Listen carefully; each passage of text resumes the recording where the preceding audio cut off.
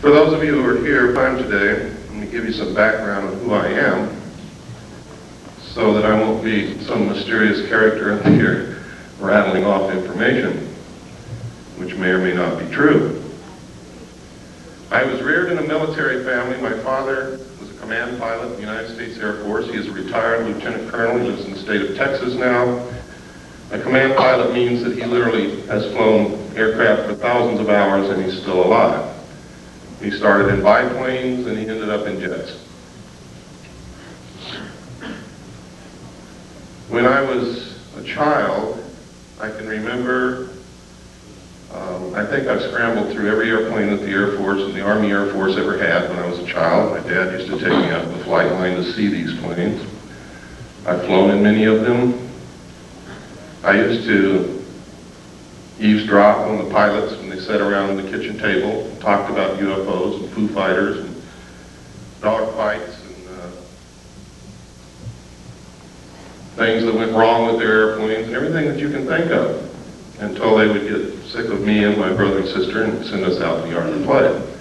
And then we would play what we heard. When I left home, also I was reared all over the world. We lived on Air Force bases in foreign countries. When I left home, I went into the Air Force. I was in the Strategic Air Command. I worked on B-52 bombers, KC-135 refueling aircraft, and Minuteman missiles as an aircraft and missile hydraulic technician. In the Air Force, of course, you have to understand I was a young man at that time. Went in when I was 18. I spent 4 years in. I got out when I was 22.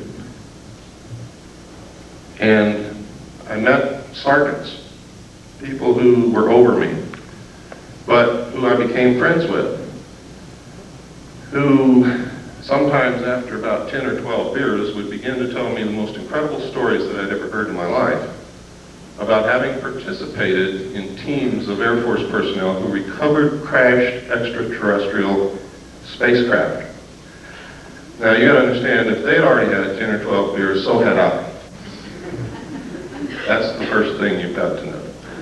Second, you have to understand that after 10 or 12 beers at the age of 21, I wasn't interested in extraterrestrial crashed spacecraft. I was interested in the girl at the other end of the bar. So I didn't pay too much attention to all of this, and you could never get these guys to talk about it when they were sober. And you still can't today. And in fact, today it's much more difficult because they have means that they have perfected of mind control and memory erasure, to where now some people who work in very top secret projects don't even know what they work on. They know that they go to work in the morning, they get off of work and go home, they don't remember anything that they did all day. The technology for this is well documented. It's in the public domain also, and it's one way that they've figured out how to keep projects secret. If you don't believe that the military can keep things secret, consider this. You just recently heard of the stealth fighter for the first time. This is 1991. I think the first mention of it publicly was in 1990. Did anyone hear of the stealth fighter before 1990? What year did you hear? Early 80s. Early 80s? Would anybody like to venture a guess on when the first flight of the stealth fighter took place?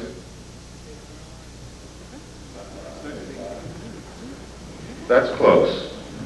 It was in the early 70s, ladies and gentlemen. First stealth fighter flew. So that's pretty good secret keeping. They can and do keep secrets for many, many, many years, and nobody knows about it. Now I can tell you this for sure.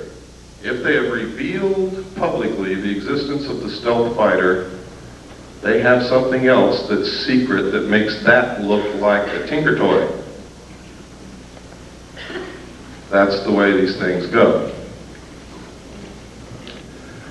When I left the Air Force, I went into the United States Navy. I had originally wanted to go into the Navy. I love the ocean, I love ships, I love the water. I was a wonderful swimmer. I only had one problem. I got terribly seasick when I just looked at a boat. So that's why I really went into the Air Force. But when I left the Air Force, it had not satisfied my sense of adventure. I still loved the ocean. I still wanted to go in the Navy, so I did. And I volunteered for submarines. I was stationed aboard the USS Tiger, SS-416, stationed at the Pearl Harbor submarine base. It was an old World War II diesel boat. When I reported aboard, it was in the shipyard and had been cut in half.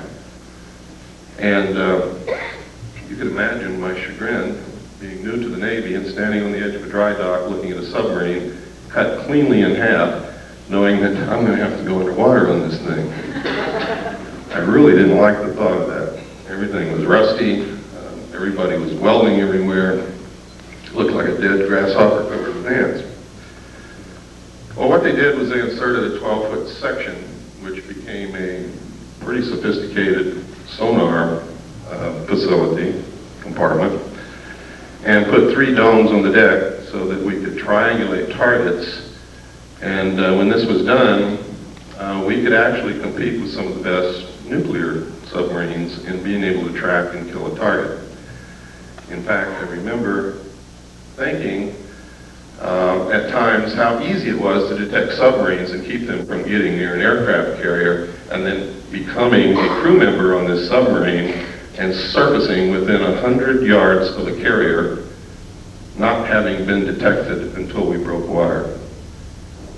Now, to me, that was incredible, because that meant that that carrier was dead. I mean, if it had been wartime, we could have sunk that carrier very easily.